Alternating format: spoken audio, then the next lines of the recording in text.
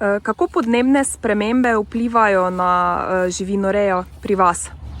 Recimo v poletnih mesecih, ko so temperature krepko prek 30 stopinj, vidimo recimo, da pade mlečnost, živali so bolj nervozne, na pašniku se zadržujejo samo v sencih, ne vidimo konzumirati krme, večja poraba vode, potem pa posledično probamo vse te spremembe blažiti z recimo ventilacijami in na vse načine, kako bi lahko to dosegli, da bi živalim zagotovili ustrezne pogoje. Bi izpostavili kak poseben dogodek ali leto, ki vas je najbolj prizadelo?